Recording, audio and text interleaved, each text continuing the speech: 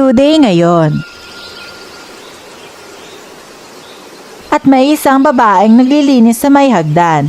Ang pangalan niya ay Renza. Bigla na lamang dumaan ang isang matipunong lalaki. Siya ang prinsipe ng West Philippine Sea. Bigla na lamang nahulog sa hagdan ng babae. Nahulog ang babae. Agad siyang nasalo ng lalaki.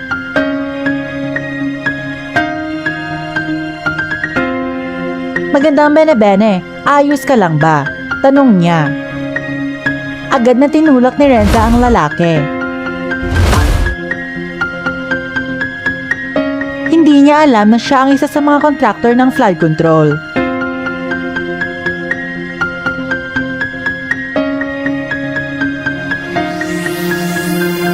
Nagpatuloy sa paglinis si Renza. Naglinis si Renza. Habang siya ay nagmamap,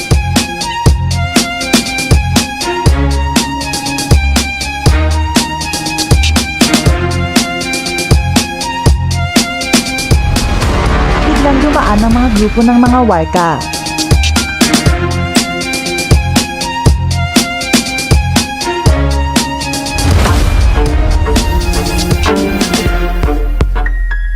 Galit na galit si Renza.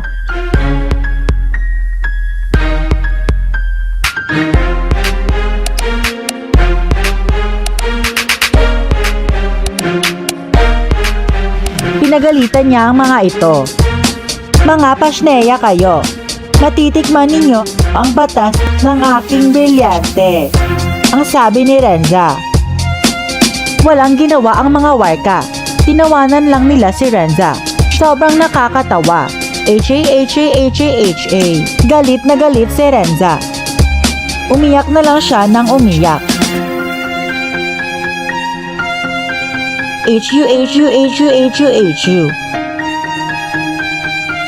Dahil napagtanto niya na wala sa kanya ang kanyang brilyante dahil ninakaw ito ni Metena. Ngunit dumating ang anak ng kontraktor para iligtas siya. 그대는 선물입니다. 하늘이 내려준 홀로선 세상 속에 그댈 지켜줄게요. Mag-like, follow at share sa mga susunod pang video.